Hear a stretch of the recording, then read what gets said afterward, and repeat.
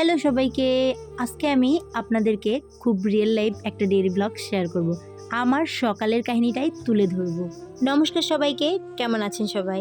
এই তো আমি তো অনেক অনেক বেশি ভালো আছি। সকালবেলা ঘুম থেকে উঠে মানে একদম ভোরে ঘুম থেকে উঠে চলে এসেছি বাহিরে। অ্যান্ড এসে দেখছি যে আমাদের পুকুরে মাছগুলো সব এই যে ভেসে ভেসে অক্সিজেন নিচ্ছিল। আর প্রকৃতির পরিবেশটা আমার তো ভীষণ ভীষণ ভালো লাগে, এগুলাই দেখছিলাম ঘুরে ঘুরে।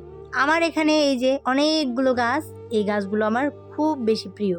আর এদেরকে দেখেই আমি সকাল শুরু করি। আসলে প্রকৃতির চেয়ে সুন্দর আর কিছু হয় না, এটা আমি বারবারই মানি। কারণ এই গাছগুলো দেখলে পরে আমার মন ভালো হয়ে যায়, প্লাস সৌন্দর্য তো অনেক অনেক বেশি বেড়ে যায়। আর ঘরের সামনে লাগালে তো ভীষণ ভীষণ সুন্দর লাগে। শখ, স্বপ্ন আর মনে অনেক আশা নিয়ে যদি কিছু করা যায় তাহলে সেটা অবশ্যই অবশ্যই সফল হয়। এই পেয়ারা গাছটা বেশ কিছুদিন বললেও ভুল হবে, ৫-৬ মাস আগে লাগানো হয়েছিল। আর লাগানোর পর থেকেই অনেক অনেক বেশি আশায় ছিলাম কবে এটাতে ফল ধরবে। ফাইনালি গাছে বেশ কয়েকটা কুশি বের হয়েছে, মানে এখান থেকে ফল হবে আর কি। সকালে অনেক বেশি আলসামি কাজ করলেও আমার তো মনে হয় পড়াশোনাটাকে গুরুত্ব দিতে হবে, যেহেতু সব কিছুর আগেই পড়াশোনা। আমি সকালবেলায় এই যে পড়তে বসে গিয়েছি।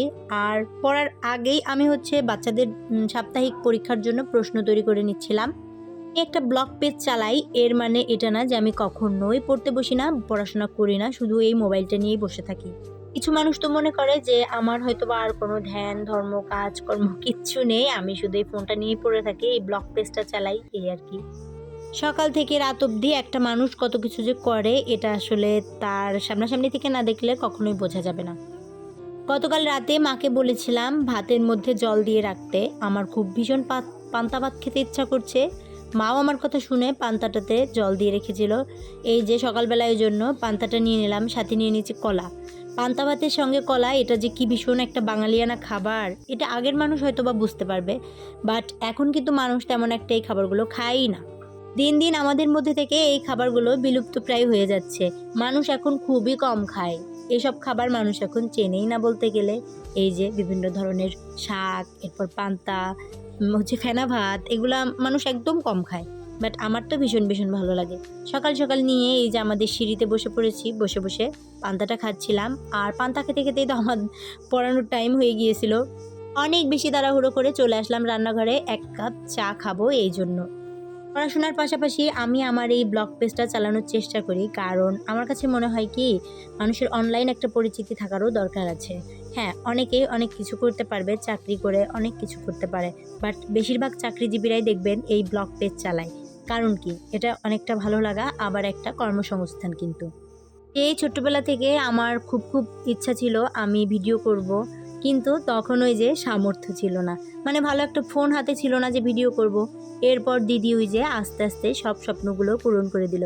ছোটবেলা থেকেই ফটো তোলার খুব ভীষণ ইচ্ছা করে আমার, বাট তা তো হতো না। এরপর দিদি সেই শখটাও পূরণ করে দিল, আমাদের মোবাইল কিনে দিল। এখন তো ভিডিও করি ইচ্ছা মতো।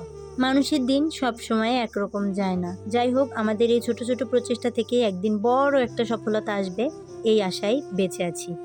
আমি চা খেলাম, তার কিছুক্ষণ পর আবার কাকা আসলো। কাকা এসে বলছিল ১ কাপ চা বানাও। তো দাদা আর কাকা এদের জন্য ১ কাপ দুধ চা বানিয়ে নিলাম।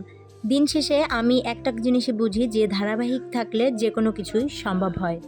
ছোট ছোট প্রচেষ্টাই একদিন অনেক বড় সফলতা হয়ে আসে আমাদের জীবনে। আমার ব্লগ ভিডিওগুলো আপনাদের কাছে কেমন লাগে? আর যদি আমার এই টাইপ ব্লগ ভিডিওগুলো আপনাদের ভালো লেগে থাকে, অবশ্যই কিন্তু কমেন্টসের মাধ্যমে আমাকে জানাবেন। আমি দেখব কিন্তু সবার কমেন্টস।